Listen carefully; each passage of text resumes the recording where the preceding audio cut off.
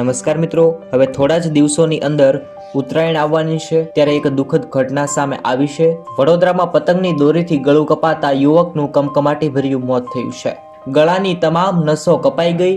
વડોદરામાં નવા વર્ષની શરૂઆત અકસ્માતનો ઘટનાઓથી થઈ રહ્યો છે। ગત મોડી રાત્રે 1 વાગ્યે ફતેગંજ બ્રિજ પરથી બાઇક સવાર 2 યુવકો નીચે પટકાતા તેમના મોત નીપજ્યા હતા। ત્યારે શહેરમાં આરવી દેસાઈ રોડ પર નવા વર્ષ પ્રથમ દિવસે જ પતંગની દોરી વાગતા બાઇક સવાર યુવકનું ગળું કપાઈ ગયું અને ત્યારબાદ તેમનું કમકમાટી ભર્યું મોત નીપજ્યું છે। હાલમાં આ ઘટનાને પગલે સમગ્ર વિસ્તારમાં અરેરાટી વ્યાપી ગઈ। નવાપુર પોલીસ સ્ટેશન નજીકની ઘટના છે। રવિવારે સાંજે 6:30 વાગે રાહુલ બાથન નામનો 30 વર્ષીય યુવક હાલ કામ અર્થે આરવી દેસાઈ રોડ પર નીકળ્યો હતો।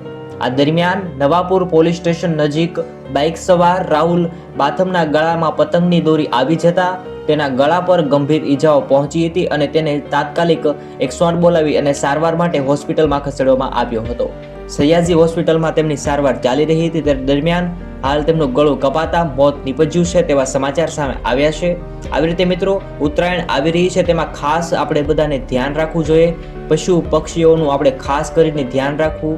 જે વાહનો રોડ ઉપર જઈ રહ્યા છે તેનું પણ આપણે ધ્યાન રાખી અને પતંગ જેમ કે ઉત્તરાયણનું આપણે ઉજવણી કરવી જોઈએ તેવી બધાને એક સંદેશ આપવા માટે આ વિડીયો બનાવ્યો છે અને આ એક સમાચાર સાથે તમારા દરેક લોકો સુધી આ સંદેશ પહોંચાડવાનું અમે કામ કરીએ છીએ।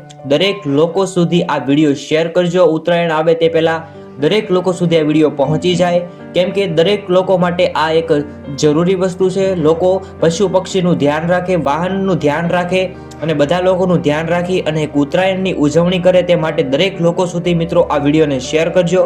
અને તમને આ વિડીયો ગમ્યો હોય તો જરૂરથી મિત્રો આ વિડીયોને લાઈક કરજો। અને શું ખરેખર મિત્રો પતંગ ચગાવતી વખતે વાહન ચાલક અને પશુ પક્ષીનું ધ્યાન રાખવું જોઈએ તો તમે જ કોમેન્ટની અંદર જણાવો। આના વિશે તમારે શું કહેવું છે તે કોમેન્ટની અંદર તમે જણાવી શકો છો કે આપણે અત્યારે જે ચાઇના દોરી વાપરીએ છીએ તે વાપરવી જોઈએ કે ન વાપરવી જોઈએ તે પણ કોમેન્ટની અંદર જણાવજો। અને પશુ પક્ષી વિશે કંઈ કહેવું હોય તો કોમેન્ટની અંદર તમે જણાવી શકો છો।